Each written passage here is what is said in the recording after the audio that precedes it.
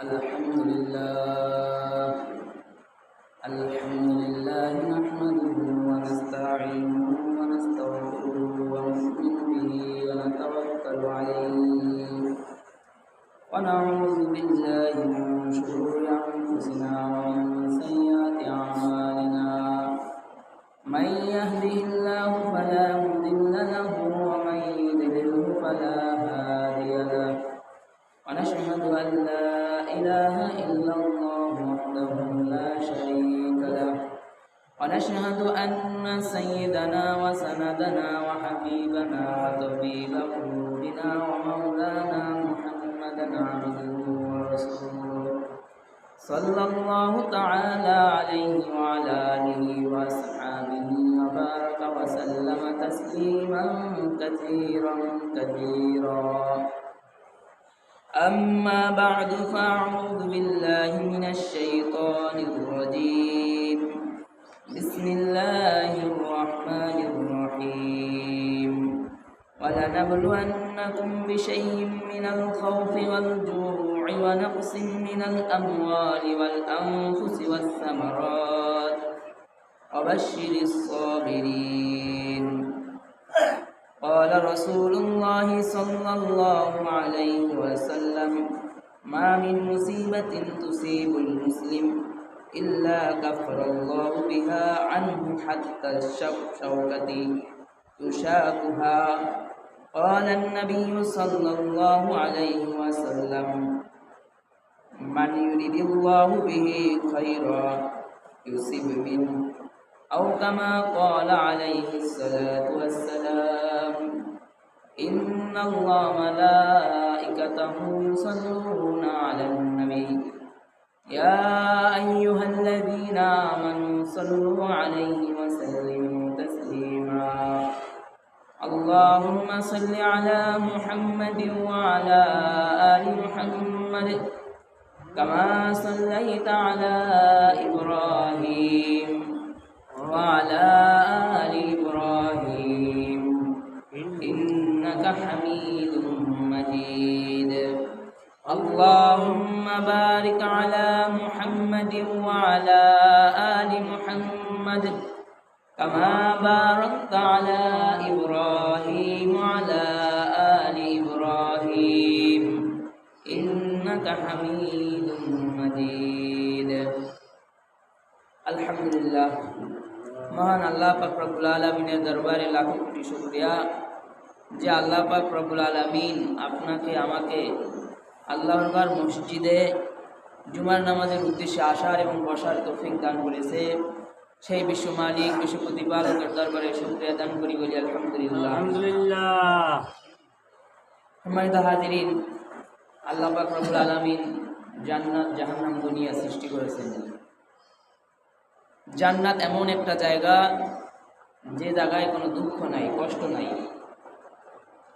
আবার জাহান্নাম এমন একটা জায়গা যে জায়গায় কোনো সুখ নেই। সুখ কি ওই জায়গায় চিহ্নও নেই, শুধু দুঃখ আর কষ্ট। আবার আর দুনিয়া এমন একটা জায়গা, এখানে সুখও পাওয়া যায়, দুঃখও পাওয়া যায়। যত সুখেই থাক তারও দুঃখ আছে, তারও কষ্ট আছে। এটা এমন একটা জায়গা। তবে আল্লাহ রাসূল সাল্লাল্লাহু আলাইহি সাল্লাম হাদিসে বলে, আদ-দুনিয়া সিজনুল মুমিন ওয়া জান্নাতুল কাফির। দুনিয়া মুমিনদের জন্য কায়েতখানা আর কাফেরদের জন্য বেহেশতখানা। মুমিনদের জন্য হলে এই দুনিয়াটা জেলখানা, যারা মুমিন তাদের জন্য। এটা আল্লাহ রাসূলের হাদিস যে দুনিয়াটা মুমিনের জন্য হবে কি জেলখানা। জেলখানা বলতে কীরকমের, মানে এটা সিস্টেম অনুযায়ী নিয়মের মধ্যে থাকা। আর কাফেরদের জন্য এটা হবে বেহেশতখানা, কারণ সে যখন যা মনে চাইবে তখন সে সেটাই করতে পারবে। এটাকেই বলে বেহেশতখানা। কারণ আমরা যখন জান্নাতে যাব, জান্নাতে যাওয়ার পরে আমাদের উপরে কোনো বিধি, মানে আইন নীতিমালা এগুলো থাকবে না। আমার মনে চাইবে এটা খাবো, তো খানা হাজির হয়ে যাবে, খাবো। আমার যখন যেটা খাইতে মনে চাইবে তখন সেটা খাইতে পারবো জান্নাতে। তাই এই জন্যই হয়তো বলা হয়, আল্লাহ রাসূল বলছে যে আদ-দুনিয়া সিজনুল মুমিন ওয়া জান্নাতুল কাফির। দুনিয়া মুমিনদের জন্য কি জেলখানা, আর কাফেরদের জন্য হবে বেহেশতখানা। কারণ আমরা দুনিয়ায় একটা নির্দিষ্ট সীমার ভিতরে আবদ্ধ থাকি। যা চায় সেটা করতে পারি না, কারণ আল্লাহ পাক রব্বুল আলামিন আল্লাহ রাসূল এ দ্বারা আমাদেরকে কিছু আদেশ নিষেধ দিয়ে দিয়েছে, আমরা এটার ভিতরে সীমাবদ্ধ। অতএব আমরা একটা জিনিসের ভিতরে কি আছি, সীমাবদ্ধ আছি। কিন্তু কাফের জন্য বেহেশতখানা কেন? কারণ সে যখন যা যেটা মনে চায় তখন সে সেটা করতে পারে, কারণ তার কোনো নিষেধাজ্ঞা নেই। এই জন্যই তার কাছে এটা বেহেশতখানা। আবার আমরা যেরকম বলি সুখের পরে দুঃখ আছে, দুঃখের পরে সুখ আছে, এটা আমরা বলি, বাস্তবে এটাও সত্য এবং কোরআনও এটাই বলে, ইন্না মা'আল উসরি ইউসরা, কঠিনের পরে সহজ আছে, কষ্টের পরে সুখ আছে, কোরআনও এটা বলে। যেটাকে আমরা বলি এক ধরনের বিপদ, বালা মুসিবত আমরা বলে থাকি। আসলে বালা মুসিবত বিপদ এটা কি? বিপদ এটা তো একটা নেয়ামত, মুমিনের জন্য বিপদ এটা একটা নেয়ামত। কিন্তু আমরা এরকম মনে করি যে বিপদটারে আমরা এরকম মনে করি যে নিজের বিপদ না, নিজের বিপদ না, অন্য কেউ যখন বিপদে পড়ে, মানে কেউ বিপদে পড়ছে আমার সামনে, ওর এই বিপদটা হইল কেন, ও এই অসুস্থ হইল কেন, নিশ্চয়ই মনে হয় কিছু করছে, খারাপ কাজ করছে, গুনাহ করছে, এইটা আমরা মনে করি। আর আল্লাহ বলে কোরআন, এই আল্লাহ রাসূল বলে এই যে বিপদ আসে এটাও কি নেয়ামত। কারণ আল্লাহর পাক রব্বুল আলামিন কোরআনে বলে, وَلَنَبْلُوَنَّكُمْ بِشَيْءٍ مِّنَ الْخَوْفِ وَالْجُوعِ وَنَقْصٍ مِّنَ الْأَمْوَالِ وَالْأَنفُسِ وَالثَّمَرَاتِ وَبَشِّرِ الصَّابِرِينَ। আমি অবশ্যই তোমাদেরকে কিছুটা ভয়, যে কোনো ভয়ের কারণে, ক্ষুধা মানে রিজিক, আরে আজকে খাইছি কালকে কি খাবো, টাকা নাই, এরকম একটা অবস্থা হয় না? আল্লাহ পাক কোরআনে এটাই বলতেছে, আমি তোমাদেরকে ভয়, ক্ষুধা, আবার অনেকে সম্পদের মালিক করে, কিন্তু সে তো মনে করে আহা আমি কত সম্পদের মালিক, আমি কোটিপতি, আমি লাখপতি, কিন্তু এই সম্পদকে দিছে আল্লাহ দিছে, ধন সম্পদ, তারপর জীবন, এই যে জীবনে কত দুঃখ থাকে, কিন্তু জীবনটাকে দিছে আল্লাহ দিছে। তারপরে ফল ফসলের ক্ষতির মাধ্যমে আল্লাহ আমাকে যা দিছে, এর ক্ষতির মাধ্যমে আমাদেরকে কি করে, পরীক্ষা করে। এটা কার কথা? আল্লাহর কথা। আল্লাহর কোরআন এটাই বলছে, আমাকে আমার জীবন, ধন সম্পদ যা দেওয়া হয়েছে, এগুলার কোনো না কোনো ক্ষতির মাধ্যমে কি করে, আমাদেরকে পরীক্ষা করে। এটা কোরআন বলে। আর আমরা কি বলি করি, অমুকের বাড়ির অমুকের এই ক্ষতি হয়েছে, ক্ষতিটা হইলে কা ও মনে হয় কিছু করছে, আমরা এইটাই বলি, মন্তব্য করি। অথচ সে যদি কিছু করেও থাকে, আপনার তো আফসোস হওয়ার কথা, জোর বিপদ আইলো, আমার আইলো না কেন? কারণ এই বিপদ এসে তো তার গুনাহ মুছে দিতেছে। কারণ আল্লাহর রাসূল হাদিসে বলে, মা মিন মুসিবাতিন তুসিবুল মুসলিমা ইল্লা কাফারাল্লাহু বিহি আনহু হাত্তা শাওকাতি তুশাকুহা। মুমিন মুসলিমের উপর যতই বিপদ আসে, আল্লাহ তা দ্বারা তার গুনাহসমূহ ক্ষমা করে দেন, এমনকি যদি তা একটা কাঠা বিদার মতো ছোট গুনাহ হয়। সামান্য পরিমাণ একটা ছোট কষ্ট যদি হয়, আমাদের একটু কাদায় যদি গুঁতা খান, বিভিন্ন কাদায় আমরা অনেক সময় গুঁতা খাই না, যে একটু কাদায় যদি কেউ কি করে গুঁতা খায়, এই কষ্টের কারণেও বলা হয় কোনো ছোট গুনাহ মাফ করে দেওয়া। অথচ আমরা এমন এক জাতি, আমরা এমন এক জায়গায় এসে পৌঁছেছি, নিজে তো ঠিকমতো চলেই না, আর একজনের বিপদ, আর একজনের কিছু হয়েছে, ওর এত সমস্যা কেন? নিশ্চয়ই ও কিছু করছে, ওর ভুল আছে, আর গুনাহ আছে, এই জন্যই মনে হয় এইগুলো হয়েছে। এরকম মন্তব্য করা ঠিক না। কারণ আর একজনের বিপদ দেখলে এইটা মনে করতে হবে যে আল্লাহর কত ভালো পাইতেছে। কারণ আর এক হাদিসে আল্লাহ রাসূল বলে, মান ইউরিদিল্লাহু বিহি খায়রান ইউসিব মিন, আল্লাহ যার কল্যাণ চান, আল্লাহ কি করেন, যার কল্যাণ চান, ভালো চান, তিনি তাকে কষ্ট দিয়ে পরীক্ষা নেন। যদি বিপদটা পরীক্ষা না হতো, ইউসুফ আলাইহিস সালাম কি গুনাহ করেছিল? জুলেখা যখন গুনাহ করতে ডেকেছিল, ইসু আলাইহিস সালাম গুনাহ থেকে বাঁচার জন্য দৌড় দিয়েছিল, কিন্তু তারপরেও তো ওই কারণেই জেলে গিয়েছিল ইসু আলাইহিস সালাম। যেই গুনাহ থেকে বাঁচার জন্য নিজে দৌড় দিল, অথচ সেই দোষে দোষী হয়ে সে কারাবরণ করেছে ইসু আলাইহিস সালাম। তাহলে ইসু আলাইহিস সালাম কি গুনাহ করেছে? অথচ না, আল্লাহ এই কষ্টে ফেলে তাকে আবার সুখ দিয়েছেন, তারপর তাকে ক্ষমতার আসনে বসাইছে আল্লাহ পাক রব্বুল আলামিন আমাদেরকে কোনো সময় কষ্টে ফেলে সামনে সুখের জন্য, সামনে আমাদেরকে সুখ দিবেন। ভাই গোটা দুনিয়াও যদি কারো কষ্টে কেটে যায়, মনে করতে হবে গোটা দুনিয়ার কারণে আল্লাহ আখিরাতে উত্তম ফয়সালা, উত্তম বিনিময় আমাকে দিবে। অন্য কেউ বিপদ দেখলে আমার মনে করতে হবে জোর বিপদ হইলে আমার হইল না, আল্লাহরে কত ভালোবাসতেছে রে। কিন্তু নিজের বিপদ হইলে নিজের এটা মনে করতে হবে, নিজে যদি মনে করে আমার আল্লাহ কত বিপদ দিয়েছে, মনে হয় আল্লাহ আমার পরীক্ষা করতেছে, তখন নিজের এইটা মনে হইবে, অহংকার আসবে যে হায় আমার আল্লাহ আমার কত ভালোবাসে রে, আল্লাহ আমার পরীক্ষা করতে আছে, আমি মনে হয় অনেক পাওয়ারফুল মুমিন হয়ে গেছি, এই অহংকার ভিতরে আসবে। কিন্তু নিজের যখন বিপদ আসবে তখন নিজের মনে করতে হবে যে আমি কোনো গুনাহ করে ফেলেছি, আমার কোনো গুনাহর কারণে বুঝে আল্লাহ আমার উপরে বিপদ চেপে দিয়েছে। সাথে সাথে তওবা ইস্তেগফার করতে থাকা এবং আল্লাহর কাছে বলতে থাকা, আল্লাহ আমার উপরে আপনি যে কারণে রাগ হয়েছেন, আমি আর যে ভুলের কারণে আপনি রাগ হয়েছেন, উক্ত ভুলকে আপনি ক্ষমা করে দেন এবং এই বিপদ আমার থেকে সরাই নেন, এই দোয়া করা। কিন্তু নিজের বিপদ হইলে মনে করবেন যে আল্লাহ আমার পরীক্ষা করতেছে, আর আরেকজনের বিপদ হইলে মনে করবেন যে ও কি জানি করছে, লিখেই দিয়েছে, না যায় না মাথার উপর দিয়ে বিপদ ধরছে, ঠিক মতো ধরছে, এরকমই তো বলে না। বিপদ এটা একটা নেয়ামত। আল্লাহর রাসূলের উপর বিপদ হয় নাই? সম্পদ তো খাদিজা আলাইহিস সালামের, খাদিজা রাদিয়াল্লাহু তাআলা আনহুর সম্পদ তো সব পেয়েছিল, কিন্তু তারপরও তো ক্ষুধার যন্ত্রণায় আল্লাহর রাসূল সাল্লাল্লাহু আলাইহি নবী মুহাম্মদুর রাসূলুল্লাহ সাল্লাল্লাহু আলাইহি ওয়াসাল্লাম পেটে পাথর বেঁধেছে। ছোটবেলা থেকে যখন গর্ভে আসছে তখন বাবা মারা গেছে, 6 বছর বয়সে মা মারা গেছে, কত কষ্ট। এমন জায়গায় বসে মা ইন্তেকাল করছে, সেখানে আর কেউ নাই মরুভূমির মধ্যে। আল্লাহর রাসূল যিনি আল্লাহর পরে যার স্থান, সে এরকম বিপদ থেকে তারপর আসছে। আল্লাহ যার মঙ্গল চান তাকেই কি করেন? বিপদ দেন।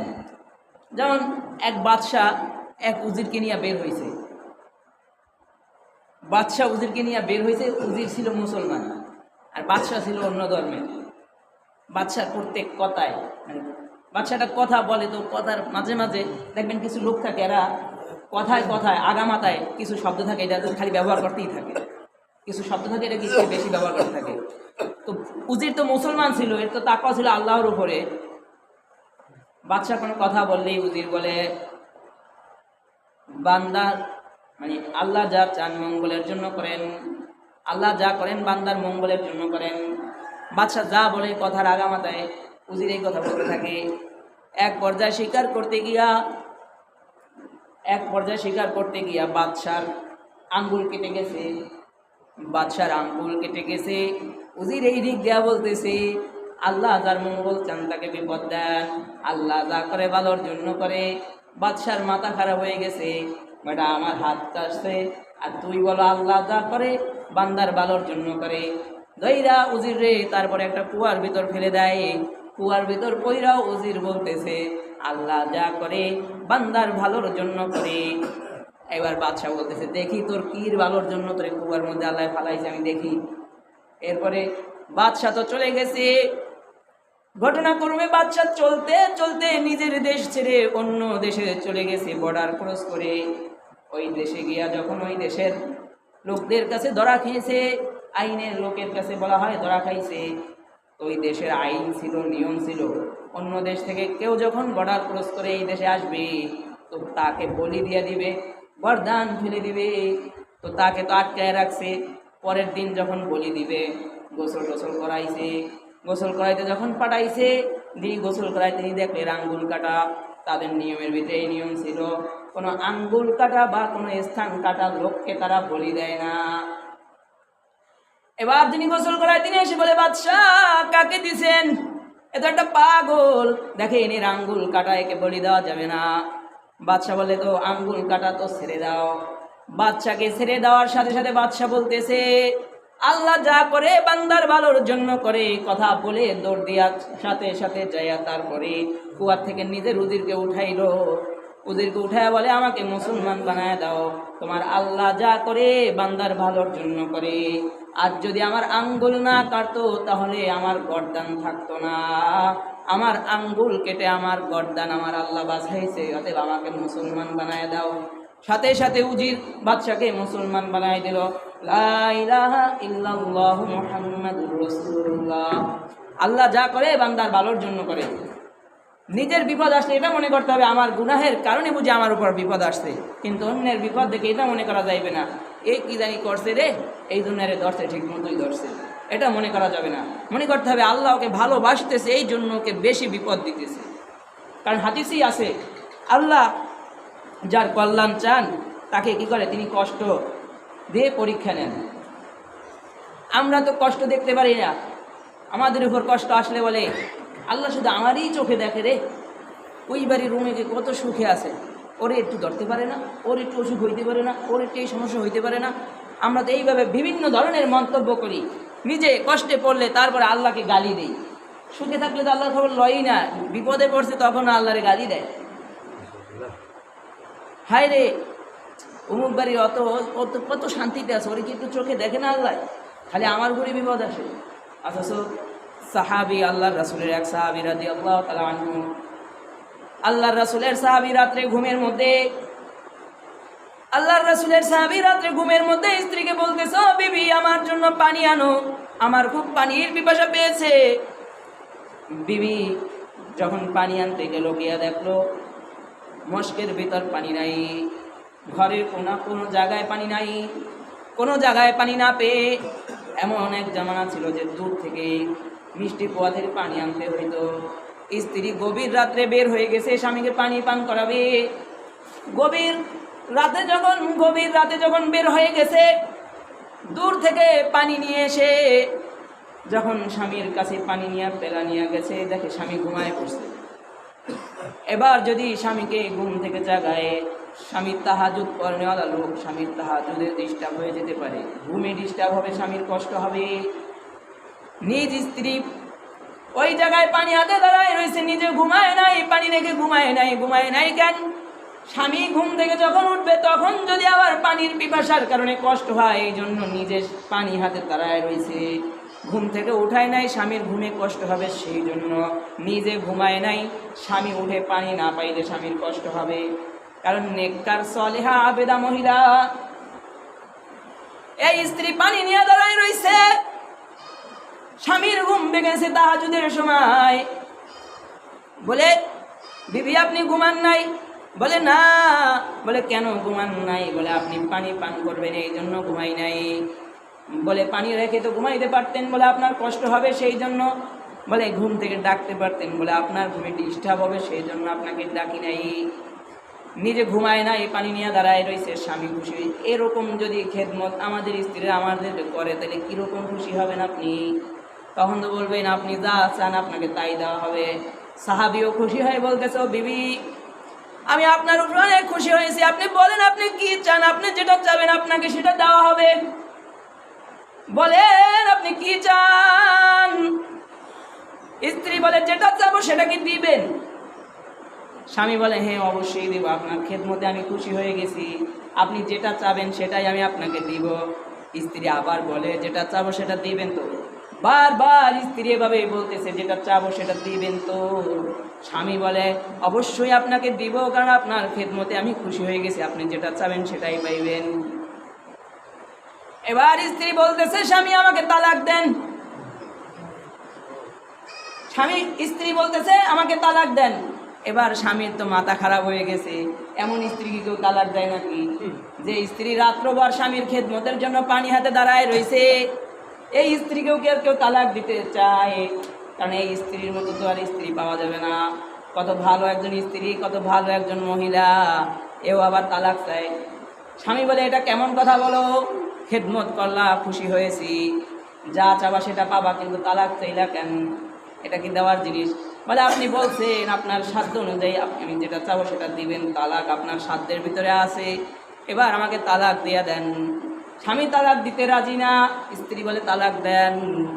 এবার দুজন তো আল্লাহর রাসূলের সাহাবী বলে তাহলে সকালে আল্লাহর রাসূলের কাছে যাব। এবার স্ত্রী বলতেছে আল্লাহর রাসূল যদি আমাকে বলে তালাক দিতে, আপনি কি তালাক দিবেন? বলে হ্যাঁ অবশ্যই তালাক দিব, কিন্তু তুমি কি একটু বলবা কেন তালাক চাও? বলে তালাক চাই কেন এটা বলা যাবে না, এটা আল্লাহর রাসূলকেই বলতে পারবো, আপনাকে বলবো না, এটা আলাদা এক গোপন জিনিস, এটা আলাদা এক গোপন জিনিস, এটা আমার ভিতরেই থাক, আমি আপনাকে বলবো না। স্বামী বেচারা তালাক দিবার চায় না, কারণ ভেজাইলে স্ত্রী না, আর স্ত্রী তো তালাক চাইতেছে, তালাক তার লাগবেই লাগবে। এবার সকালবেলা দুইজনে রওনা দিল যে আল্লাহর রাসূলের কাছে যাবি। আল্লাহর রাসূল যদি মহিলাকে বলে মহিলা তুমি সংসার করো, তাহলে মহিলা সংসার করবে। সরাদ আলম নবী মুহাম্মদুর রাসূলুল্লাহ সাল্লাল্লাহু আলাইহি ওয়াসাল্লাম যদি সাহাবীকে বলে সাহাবী তুমি তোমার স্ত্রীকে তালাক দিয়ে দাও, তাহলে সাহাবী স্ত্রীকে তালাক দিয়ে দিবে। এই নিয়ত করে দুইজনে যখন হাঁটতে লাগলো, পথের মধ্যে ধারালো পাথরের ভিতর স্বামী পা বেঁধে উষ্টা খেয়ে তারপরে পাটা এমনভাবে কেটে গেছে, পায়ের গোস্ত সরে গিয়ে পায়ের গোড়ালির হাড্ডি বের হয়ে গেছে। যখন স্বামীর হাড্ডি বের হয়ে গেছে গোড়ালি থেকে, স্ত্রী বসে তারপরে নিজের ওড়না ছিঁড়ে তারপরে পেঁচায়া বাঁধতেছে আর খেদমত করতেছে। এরপরে আবার স্বামী যখন স্বাভাবিক মোটামুটি সুস্থ হয়েছে, বলো স্ত্রী চলো দেরি হয়ে যাইতেছে, আল্লাহর রাসূলের কাছে যাই। স্ত্রী ডাক দিয়া বলে স্বামী আল্লাহর রাসূলের কাছে যাওয়া লাগবে না, ঘরে চলেন, আমি আপনাকে ছাড়বো না, আমাকে তালাক দেওয়ার প্রয়োজন নাই, আমি আপনার সাথে সংসার করবো, কোনো তালাকের প্রয়োজন নাই, আমি মৃত্যু পর্যন্ত আপনার সংসার করে যাব, জান্নাতও আপনাকে আমি চাই। এবার স্বামী বলতেছে কি বলে এটা, আমার জীবনে কোনো অভাব ছিল না, আমার সংসার জীবনে কোনো অভাব ছিল না, শুধু সুখ আর সুখ ছিল, এত সুখের ভিতর থেকে তুমি তালাক চাইলা, আর এখন আমি অ্যাক্সিডেন্ট করে অচল হয়ে গেছি, আমার পা অচল হয়ে গেছে, এখন আমার সাথে সংসার করতে চাও, কারণটা কি আমাকে বলবা? তখন মহিলা সাহাবী বলতেছে স্বামী একদিন আল্লাহর রাসূলের দরবার থেকে এসে আমাকে বলছিলেন, আল্লাহর রাসূল বলছে আল্লাহ যাকে ভালোবাসে তাকে বেশি বেশি বিপদ দেয়, কিন্তু আমি সংসার জীবনে আপনার কোনো বিপদ দেখি নাই, শুধু দেখি আপনার জীবনে সুখ আর সুখ। আমি মনে করছি আমার স্বামীকে আল্লাহ ভালোবাসে না, সেই জন্য আমার স্বামীর জীবনে কোনো বিপদ নাই। বর্তমান স্ত্রীরা হইলে বলতো কার কাছে ঘর করি, কোথায় আসছি, কোনো কিছু নাই, কি এক অবস্থা, সব দিলেও বলে নাই, সব দিলেও বলে দেয় না, সব খেদমত করলেও বলে আমার দিকে ফিরেও তাকায় না। আর ওই স্ত্রী বলতেছে আপনার জীবনে বিপদ নাই, এই জন্য আমি মনে করেছি আপনাকে আল্লাহ ভালোবাসে না, তো আমি কি যাকে আল্লাহ ভালোবাসে না তার সাথে আমি কি রকমের সংসার করি। অতএব আল্লাহ আপনাকে বিপদ দিয়া, আপনার পা অচল করে দিয়া, চোখের ভিতরে আমার আঙ্গুল দিয়া প্রমাণ করে দিল, আমার আল্লাহ প্রমাণ করেছে যে আমার আল্লাহ আপনাকে ভালোবাসে, আল্লাহ যাকে ভালোবাসে তার সাথে সংসার করতে আমার কোনো আপত্তি নাই। সুবহানাল্লাহ। তারা বিপদ না আসলে পেরেশানি হয়ে যাইতো, আর আমরা বিপদ আসলে পেরেশানি হই। অথচ আমরা তো মনে করি বিপদ আসছে কি জানি কি কি হয়ে গেছে, আমরা তো সবসময় চিন্তায় থাকি, চিন্তা তো অবশ্যই থাকবে কিছু, কিন্তু আল্লাহ বান্দার ভালোর জন্যই কোনো বিপদ দেয়, তো বান্দার ভালোর জন্যই দেয়, বান্দার কল্যাণের জন্যই দেয়। আপনি দেখতে পারেন আপনার বিপদটা অনেক বড়, হয়তোবা এমনও হইতে পারে যে আপনি এখানে একটা পাচার খাইছেন, পাতার কথা আয় রে যাইতে লইছি এখন পাচার খাইছি, হয়তোবা এই এক পাচার খাওয়ার কারণে আপনার এখানে ওইরা, হয়তোবা আজকে আপনি ওইখানে যাইয়ে যেই গাড়িতে উঠতেন ওই গাড়িটা অ্যাক্সিডেন্ট করছে, এইখানে এক পাচার খাই আপনাকে ওই বড় বিপদ থেকে আল্লাহ বাঁচাইছে। এই জন্য বিপদে পড়লেও সবসময় শুকরিয়া আদায় করা, আলহামদুলিল্লাহ আলহামদুলিল্লাহ। লোকমান হাকিম আলাইহিস সালাম তিনি একাধিক নবীকে দেখছে যিনি পয়গম্বর না। আল্লাহ পাক রব্বুল আলামিন কোনো কালাম মানুষকে পয়গম্বরী নবুয়তি দান করেন নাই, সকল পয়গম্বরকে সৌন্দর্য দান করে পয়গম্বরী দিয়েছেন। কিন্তু লোকমান হাকিম একজন কালা মানুষ ছিল, তাকে আল্লাহ নবুয়তি সাজছেন, নবুয়তি নাও আর না হেকমত নাও, হেকমত নিবা না নবুয়তি নিবা, যে কোনো একটা নিবা। লোকমান হাকিম হেকমত নিছে, হেকমতের ভান্ডার নিছে, নবুয়তি নেয় নাই। লোকমান হাকিম তার সন্তানকে নসিহত করে, সন্তান শিরিক করবা না, সন্তান নামাজ আদায় করবা টাইম মতো, সন্তান মা বাবার খেদমত করবা, সন্তান সত্য বলবা, মিথ্যা বলবা না, সন্তান বিপদে পড়লে ধৈর্য ধারণ করবা। উপদেশমূলক কথাগুলো আল্লাহর কাছে এত এত এত পরিমাণ পছন্দ হয়েছে যে লোকমান নামে সূরা লোকমান নাজিল করে এই কথাগুলো কোরআনের ভিতর দিয়ে দিছে এই উম্মতের জন্য। এই লোকমান আলাইহিস সালাম তার সন্তানকে বলতেছে, সন্তান চলো আজ নবী দেখবা, সন্তান চলো আজ নবী দেখবা, তোমাকে আজকে নবী দেখাই আনবো।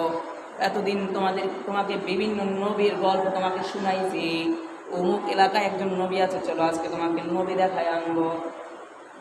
বাবার সাথে যখন সন্তান হাঁটে, সন্তানটা কিন্তু আগে আগে দৌড়ায়, বাবা কিন্তু পিছে থাকে। কোথাও যখন ঘুরতে যায়, সন্তান তো আগে আগে দৌড়াইতেছেন নবী দেখতে যাইবে। আমাদের ভিতর তো আলেম দেখার গুরুত্ব নাই, কারণ আমরা তো নবী পাবো না, কিন্তু আলেম দেখতে হবে। কিন্তু আলেম দেখার গুরুত্ব আমাদের ভিতরে নাই। সন্তানকে বলে না, সন্তানকে এই যে লোকমান আলাইহিস সালাম যে নসিহত করছে, বাবারা এই নসিহতগুলো সন্তানদেরকে করে না। আর লোকমান আলাইহিস সালাম সন্তানকে নসিহত তো করেই, আবার নবী দেখাইতে নিয়ে যায়। লোকমান আলাইহিস সালাম বলে, সন্তান চলো অমুক এলাকায় নবী আছে, তুমি আজকে নবী দেখবা। সন্তান আগে আগে যাইতেছে আর লোকমান আলাইহিস সালাম পিছে হাঁটতেছে। অনেক দূর সফর করার পরে লোকমান আলাইহিস সালাম বলতেছে, বাবা ওই দেখো সীমান্ত দেখা যায়, এই মরু বের হলে, এই যখন মরুভূমি যখন পার হবো, ওখানেই নবী আছে, ওটাই নবীর গ্রাম, ওখানে গেলেই আমরা নবীকে পাবো। সন্তান আরো আনন্দ উল্লাসে দৌড়াইতেছে আর হাঁটতেছে, উপরের দিকে তাকায়া হাঁটতেছে। হাঁটতে হাঁটতে মরুভূমির থেকে মৃত বিষাক্ত প্রাণীর কাটা বা হাড্ডি, পচা একটা হাড্ডি পায়ের গোড়ালির ভিতর ঢুকে গেছে। পায়ের গোড়ালির ভিতর ঢুকে যাওয়ার সাথে সাথে সন্তান দাঁড়ায় গেছে। লোকমান আলাইহিস সালাম দৌড়ে এসে সন্তানের পা থেকে বিষাক্ত কাটা বের করে দিল। এমন অবস্থা হয়েছে, সন্তান এখন আর হাঁটতে পারে না। সন্তানের এমন বয়স, বাবা তাকে কোলে নিয়ে এই মরুভূমির ভিতরে চলতে পারবে না। সেই জন্য ওই জায়গায় তাঁবু গাড়লো, তাঁবু গেড়ে বিশ্রাম করতে লাগলো। কোথাও থেকে যদি কোনো তাঁবু আসে তাদের সাহায্য নিয়ে তারপরে এখান থেকে সফর করবে। কিন্তু 2-3 দিন হয়ে গেল, কোনো সফরকারী লোক আসে না, কোনো লোকজন আসে না কারো সাহায্য নিবে। লোকমান আলাইহিস সালাম তার সন্তানের খেদমত করে, কিন্তু ঘটনাক্রমে লোকমান আলাইহিস সালামের সন্তানের পায়ের ব্যথা যেখানে কমার কথা সেখানে আরো বাড়তেছে। এমন অবস্থা হয়েছে, পা পছন্দইরা তারপরে গোস্ত সুইটা সুইটা পইরা যাইতেছে। লোকমান আলাইহিস সালাম রাত্রিবেলা নামাজে দাঁড়ায় গেছে। ওই বিপদের সময় লোকমান আলাইহিস সালাম সন্তানকে বলে, বাবা ধৈর্য ধারণ করবা, ধৈর্য হারা হবে না, আল্লাহ যা করে বান্দার ভালোর জন্য করে। 2-3 দিন পরে লোকমান আলাইহিস সালাম নামাজে দাঁড়ায় গেল। নামাজে দাঁড়ায় দোয়ার সময় বলতেছে, আল্লাহ কেমন বিপদ দিলা, কেমন পরীক্ষা করলা, বাবা হয়ে সন্তানের এমন বিপদ আর সহ্য হয় না। সন্তানের এই কাহিনী, সন্তানের এই অবস্থা দেখে আমি বাবা সহ্য করতে পারি না রে আল্লাহ, কোন কারণে দিছ জানি না, ওকে সুস্থ করে দাও। দোয়া কবুল হয়ে গেছে। তাঁবুর ভিতর নুরানি একজন লোক আসছে, তাঁবু আলোকিত হয়ে গেছে। তাঁবু আলোকিত হয়ে গেছে, এসে জিগায়, বেটা কি অবস্থা? পায়ের গোস্ত পয়সা পয়সা গোস্ত সুইটা যাইতেছে, অথচ সন্তান জবান দিয়া বলে, আলহামদুলিল্লাহ ভালো আছি, কোনো সমস্যা নাই। পায়ে কি হয়েছে? বলে, এই দেখেন একটু পায়ে আঘাত হয়েছে, পায়ে একটু যন্ত্রণা হয়েছে। বলে, আমাকে চিনো? বলে, না আমি আপনাকে চিনি না। বলে, আমি ফেরেশতাদের সর্দার জিবরাইল আলাইহিস সালাম। ভাবতে পারেন জিবরাইল আলাইহিস সালাম কি লোকমান আলাইহিস সালামের সন্তানের কাছেও যায়? জিবরাইল আলাইহিস সালাম ঈসা আলাইহিস সালামের মায়ের কাছেও গেছে, জিবরাইল আলাইহিস সালাম মুসা আলাইহিস সালামের মায়ের কাছেও গেছে।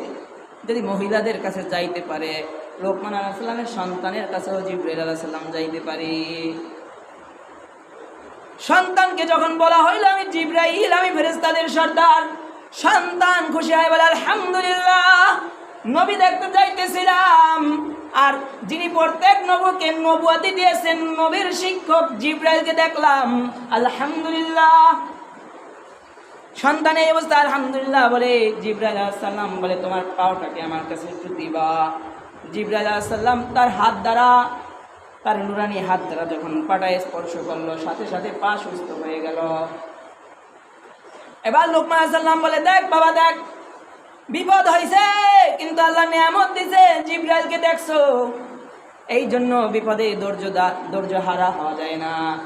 এবার জিবরাইল আলাইহিস সালাম বলে, শুধু এতটুকু নিয়ামত আল্লাহ আপনাকে দেয় নাই, আল্লাহ আপনাকে শুধু এতটুকু নিয়ামত দেয় নাই, বলে আপনাকে আল্লাহ আরো নিয়ামত দিছে। কি নিয়ামত দিছে জানেন? বলে আপনি যেইখানে সফর করতেছিলেন, যেই নবীকে দেখতে যাইতেছিলেন, ওই নবীর এলাকার মুমিনগুলা, ওই নবীর এলাকার মুসলমানগুলা নবীর সাথে বেয়াদবি করেছে, মুমিনগুলা বেঈমানি করেছে। বেঈমানি করার সাথে সাথে আল্লাহর আযাবের বৃষ্টি, পাথরের শিলা বৃষ্টি ওই এলাকায় বর্ষণ হয়েছে, আল্লাহর আযাব ওই এলাকায় নামছে। আপনার সন্তানকে বিপদ দিয়া আপনাদের বাপ বেটাকে আল্লাহ এখানে বসায় রাখছে। অমন শিলা বৃষ্টি আযাবের ভিতর আল্লাহ আপনাকে নেয় নাই, সেই জন্য এই বিপদ দিয়ে আল্লাহ আপনাকে এখানে বসায় রাখছে। অতএব আপনি ছেলে যদি সুস্থ থাকতো তাহলে তো আপনি নবীর দেশে চলে যাইতেন, আর আযাবের ভিতর পড়ে যাইতেন। এই জন্য আপনার সন্তানের পায়ের গোড়ালি থেকে বিষাক্ত কাঠা পদার্থ ফুলাইয়া আল্লাহ বাপ বেটাকে এইখানে বসাইয়া দিয়া তারপরে ওই এলাকায় আযাব দিয়েছেন। বরঞ্চ শুধু জিবরাইলকে দেখায় নাই, বরং আপনার আল্লাহ আপনাকে ওই আযাব থেকেও এই বিপদ দিয়ে রক্ষা করছে। সুবহানাল্লাহ। এই জন্য বিপদ আসবেই, বিপদ থাকবে, কিন্তু মুমিন সবসময় ধৈর্য ধারণ করে থাকবে। এটা ভাববে না যে আমার উপরেই বিপদ আসে আর কারো উপরে বিপদ আসে না, এমন ধৈর্যহারা হয়ে যাবে না। কারণ বিপদ আসবে, আর এই বিপদের কারণে দুনিয়ার গুনাহগুলা মাফ হয়ে যাবে। আর এই বিপদ দ্বারা বলা হয় গুনাহ পর্যন্ত আল্লাহ মাফ করে দেন। তবে নিজের বিপদ নিজে মনে করবেন না যে আল্লাহ আপনার পরীক্ষা করতেছে, কারণ তখন মনে হবে, তখন অহংকার এসে যাবে, হায় রে আমি কত বড় বুজুর্গ হয়ে গেছি, আমি কত বড় কামেল মুমিন হয়ে গেছি, আল্লাহ আমার পরীক্ষা করতেছে। মনে করতে হবে আমার গুনাহের কারণে বুঝে এই বিপদ আসছে, তখন নিজে বেশি বেশি করে তওবা ইস্তেগফার করা। যত বড় বিপদ হবে তত গুনাহ মুছতে থাকবে, এই কথা বলা হয়েছে। বিপদ ছোট হলেও সেটার জন্য আল্লাহ গুনাহ মাফ করে।